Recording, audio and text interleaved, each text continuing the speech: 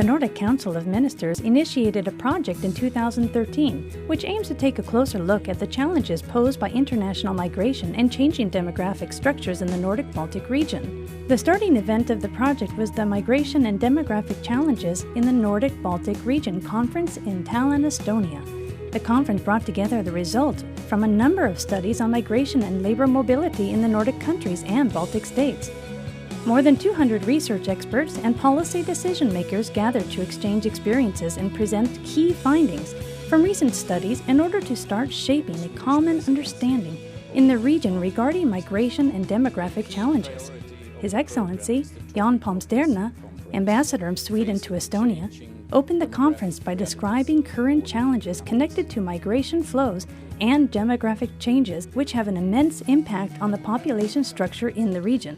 Firstly, due to aging populations and dropping fertility rates, the future will hold fewer citizens in the workforce, who will have to support and provide for increasing numbers of elderly.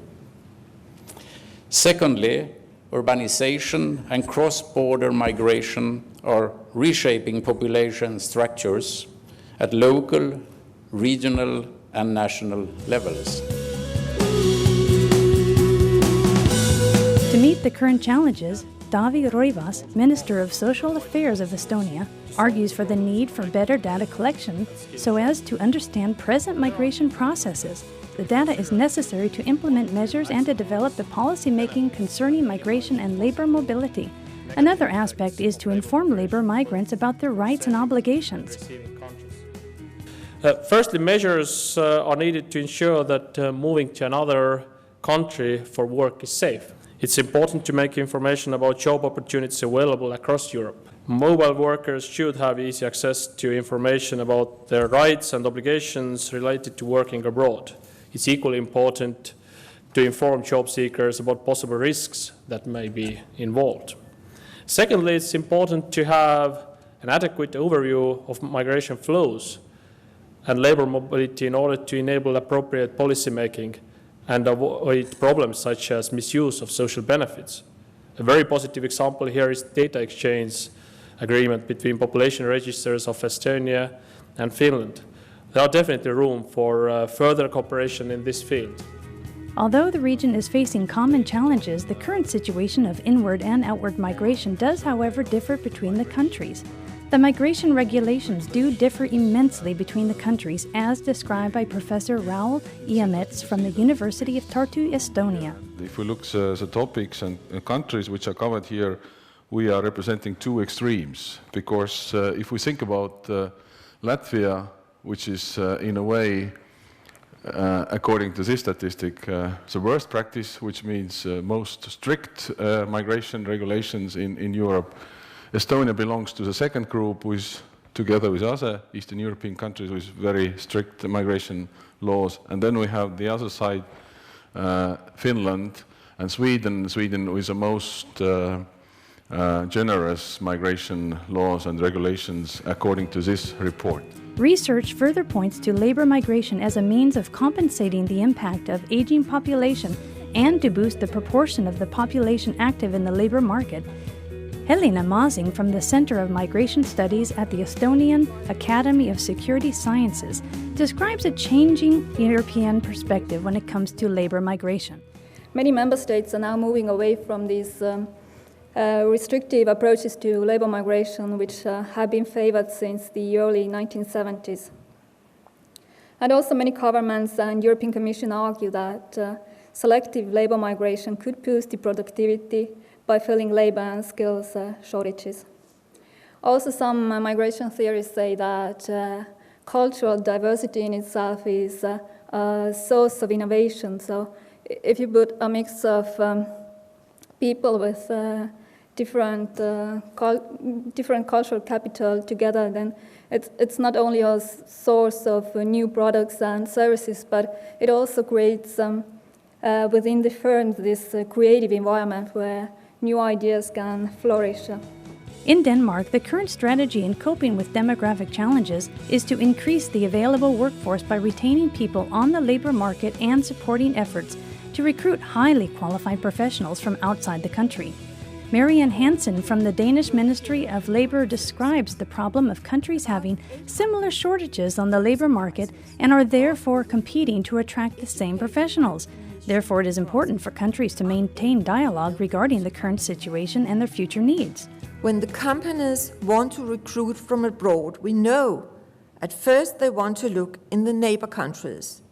In Denmark, it is Sweden and Norway, and then they look for candidates in Germany and perhaps in Poland. Few years ago, it was possible for the companies to find relevant candidates for their jobs in the countries next to us. But our neighbor countries, they are looking for the same candidates. So actually today we compete for the same candidates regarding the health sector, the engineering field and the ICT. We are all in the same boat in the Nordic countries and on the long term the Baltic and the Northern Europe. We are looking for the same labor force and we have the same shortages. We not only compete in EU, we compete in the whole world, and we compete on talent attraction. Although there are gaps to fill, there is a myth regarding higher unemployment rates due to increased immigration. According to Per Lundberg from the Swedish Institute for Social Research, SOFI, research has although proven that migration has little effect on the unemployment rate, as well as the effects on wages. Instead, the labor market quickly adapts to migration changes. And as long as immigration flows are driven by increasing labor demand, we should not fear any negative wage effects. Minimum wages that we have in collective agreements are, of course, obstacles to downward wage pressures. And there are, of course, sectors where there is no collective agreements. But these are less common. But in this sector, of course, employers may hire EU12 workers at lower pay, and this may exert some downward pressure on natives' wages. And in the long run, maybe we could expect somewhat slower wage increases in the sectors to which we find that many immigrated workers have come. Lundberg continues with describing how migration has a positive effect on the economy in regards to an increased GDP, as well as resulting in brain gain in the long run. We can quite safely claim that if we open up for free migration between two countries, the aggregated GDP in these two countries will increase. It is very difficult to find models that would lead to the contrary conclusions. If there is a lot of brain drain, people will leave the country. This will also stimulate the young people to go to higher education. And that means that in the long run, even if you see a brain drain, people leaving in the short run, in the long run, the supply of human capital, the number of highly skilled workers will increase in the country. Now, there have been some so this means that you can find a brain drain. When skilled people emigrate, you will find a brain drain in the short run, but a brain gain in the long run. An increase in immigration also poses challenges to the receiving country. John Horgan Freeberg from the Fafo Institute for Labour and Social Research in Norway points to the challenges of creating policies for social inclusion in the receiving country. And the practical challenges here has, of course, been that the policy responses has mostly been focused on the issue of social dumping, on regulation and labor market regulation. But there is very little focus on social integration, language training, these sort of things. In Estonia, labor migration has had an impact on the field of medical care with doctors and nurses working abroad, as described by Evie Normet from the Ministry of Social Affairs of Estonia. The total number, if we calculate the most biggest group of healthcare workers, these are doctors and nurses. And since 2004, we have gave more than 2,500 certificates. But we can't say that all they are working abroad now today. Half of these doctors who have received a certificate to work abroad really work full-time or part-time in other countries. But we don't know exactly how many in Finland, how many in Sweden, how many in United Kingdom. But mostly they work in Finland. An example from Lithuania presented by Andrius Stikorius from the Ministry of Social Security and Labor in meeting the challenges of an increased outward migration is through different programs supporting citizens living abroad. Opportunity to get a free psychological help via a Skype program or via a mail. And it's for free, and a lot of immigrants call to that company and sharing their problems. We believe that these two activities implemented by my ministry help to retain links between Lithuania and Lithuanians living abroad. And these actions indirectly encourage immigrants to return to Lithuania. The youth unemployment in Sweden is all-time high, or at least quite high right now, as you said. At the same time, the immigration to Sweden is extensive and quite high. Is it possible, do you think, that immigrants take youth jobs in Sweden? No, I don't think so. But we have in some sectors, we need more workers in some sectors. There can be doctors, there should be some engineers, and in some other areas where the Swedish youth don't have the education enough. In that cases, labor migration could take their job, but most labor migration are older. So they're actually not taking the youth job, they're taking the older job, if we say like that. So that's a difference. So that's actually a little bit tricky, that you have a very high unemployment and still we need labor migration from countries outside the European Union. It sounds a little bit silly, but that's the question. That's how it looks like today. You said that migration is a motor for exports in Sweden. Could you elaborate, please? The motor, because we need labor migration in Sweden. We have when the industry exported a lot in the 60s, beginning of the 70s, we needed more than 200,000 people for working in the industry to helping us to produce all the things we want to export. At that time, that was Volvo cars and Scania.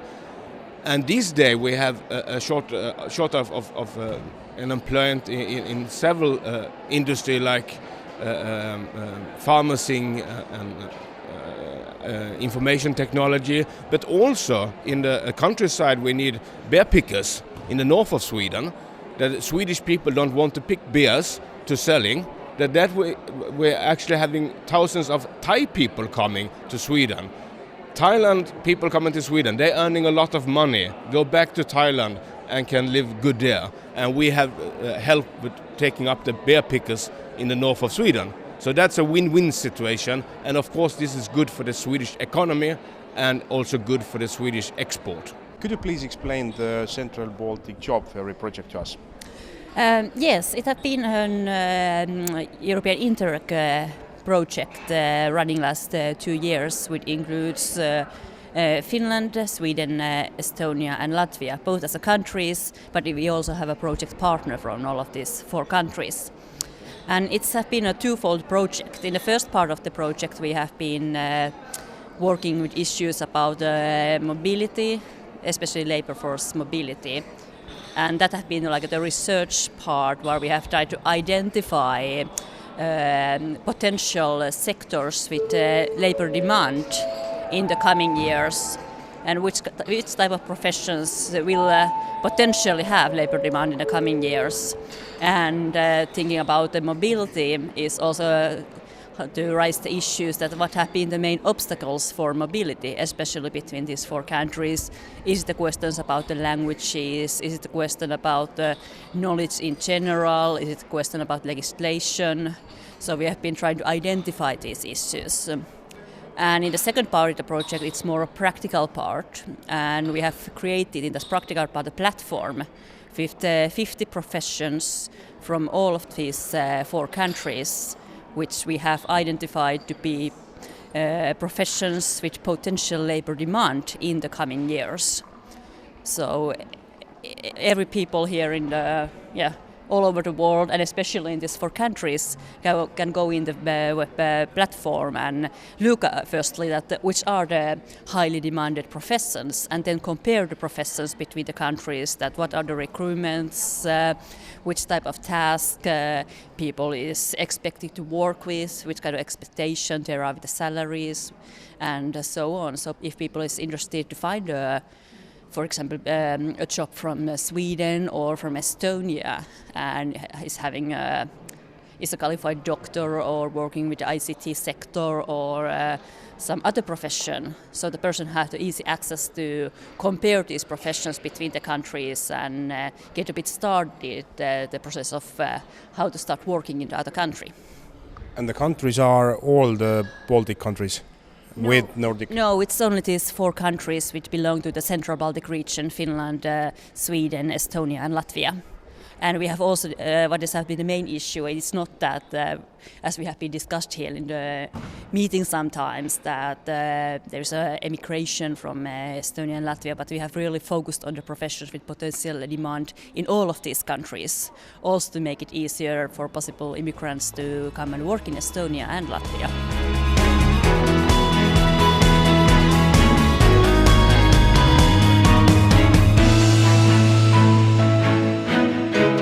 The conference was the starting event of a series of events which will take place in Estonia, Latvia, and Lithuania concerning migration and demographic challenges in the Nordic-Baltic region.